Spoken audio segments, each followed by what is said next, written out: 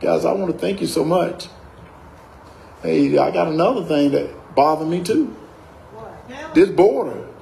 This border. I heard the vice president say it was secured. I heard the vice president said it was secured. And I was confused.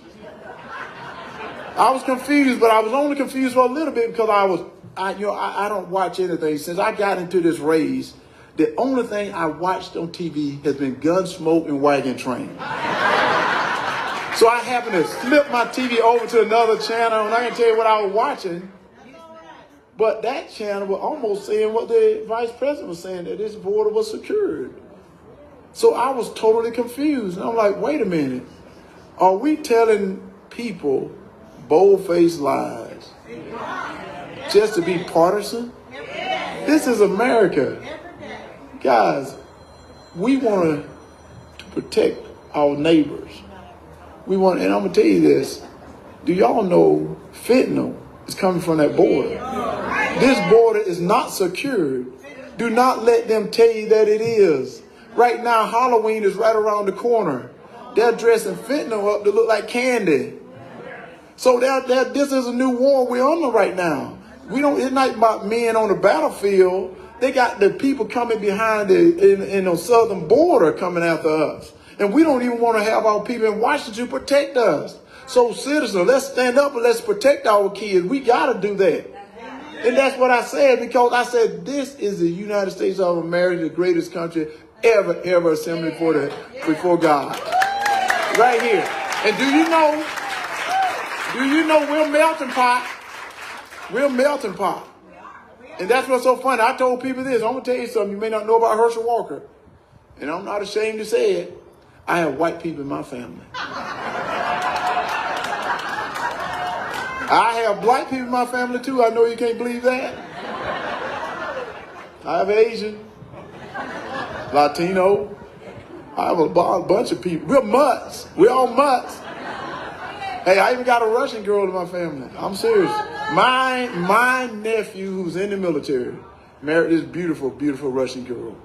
She's given me 3 beautiful nephews. And they're mutts too, and I love them.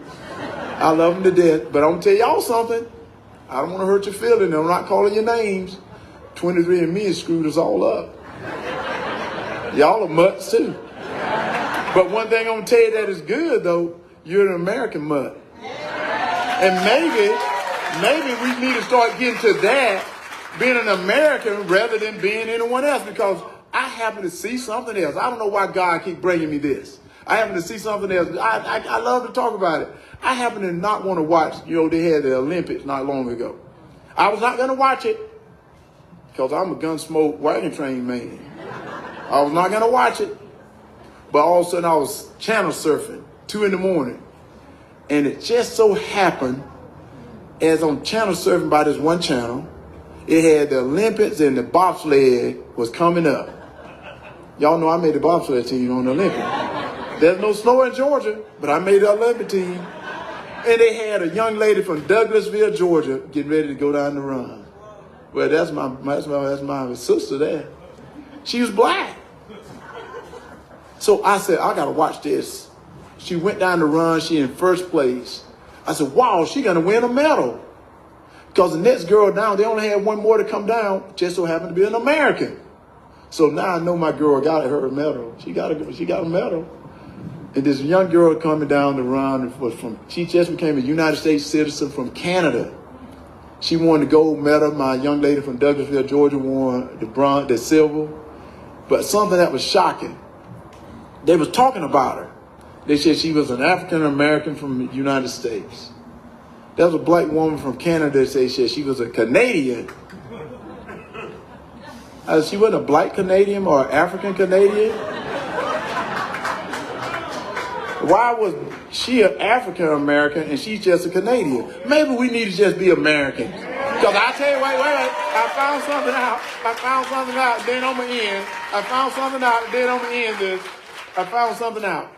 My mom just told me that my grandmother was full-blood Cherokee. So I'm Native American. I was like, oh, hello.